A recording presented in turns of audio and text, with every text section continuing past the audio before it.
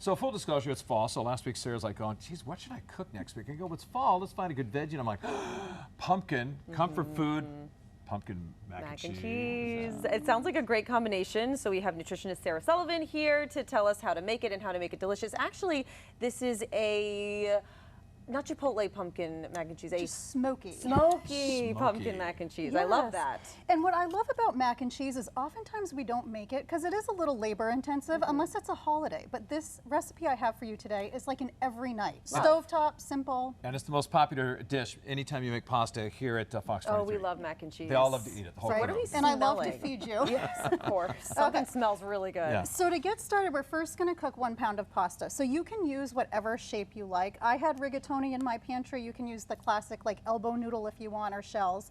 But you want to salt the water heavily. Do both of you do that when you cook your pasta? Yes. I've heard that that's really very important. Yes.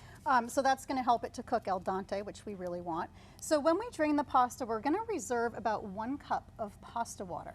And we're going to add that in after. And what that does is it really limits the amount of cream and butter that we have to use in this recipe. So I'm not going to say that this is like super, super healthy, but it's a healthier variation. Love it. So in our saucepan, we've got 1 cup of milk warming up.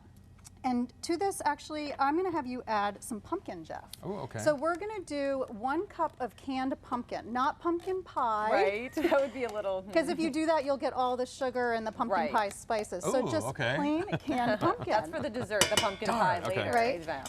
And this is what's going to make this, it's going to make it super creamy. It's going to give it that gorgeous orange hue.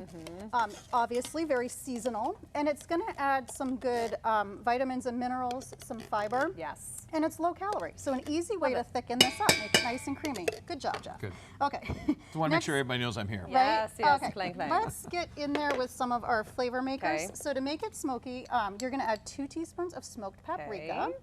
You can add more or less depending on what you like.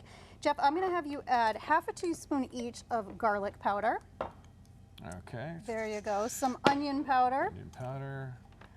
½ a teaspoon of dried mustard. And then, Katie, we're just going to do about ¼ teaspoon of nutmeg. This is just going to warm it up and, again, give it those fall spices. And if you want to grab that whisk over there, you can whisk it all together. I'll hold. Thank you. Team effort. Perfect. So like I said, this comes together in about 20 minutes. It also makes a wonderful side for Thanksgiving. Yeah, it's Wow, that important. whisks together Yeah, nicely. and it's important too when you're boiling milk. You want to simmer it, right? You don't want to cook it too fast. Right, you want to get it warm so it doesn't curdle. Nice job. Okay, Thank you. next up we're going to add a little bit of pasta water. So I know I say not all, okay, or all of it. The glass was hot. Away. It's all okay because the sauce will thicken as we go along. I think it's going to be just great. It's going to be totally fine. Yeah. And then we're going to add 2 cheeses. So I've got 1½ cups each of shredded Fontina and cheddar, the sharp cheddar. So What's the we'll difference add between both those of those two? in. That's a great question. Oh no! Hold on, let me get the spoon. Where's the spoon? Everything's a little slippery. Let me check the jacket. And no, nobody got hurt. Nobody, no stains. All right, there you go. Brand new jacket. Oh gosh. Okay, I'm sorry. Sorry, Here it's we all go. not coming Spoon. out. There we go. That could be a first. It is always We're having something. Tupperware pasta. Okay, right? I'm going to redeem myself by stirring this. Okay. There we go. We'll recover. Trust me. Cheese is in the bowl. We're good to go. Okay, what was that? So we're going to add a little Parmesan. Parmesan, okay. So the purpose of adding the Fontina. That's something I would do. That's what's funny about it. Oh my gosh. Okay. The purpose of adding the Fontina is it melts super easy. It's a high moisture cheese. Yeah. So Fontina works, Gruyere works, mozzarella, you name it, it's a good melting cheese. So we've got that all in there, and the cheddar just adds a really nice, Putting that back. we're all thrown off. I'm sabotaging this recipe. It adds a nice nutty flavor to the dish. Okay. All right, what's next? So we're just gonna keep stirring that. Okay. Great job. Katie, you do a great job. You're doing great. Oh, Yeah. thank A you. good recovery. Good recovery.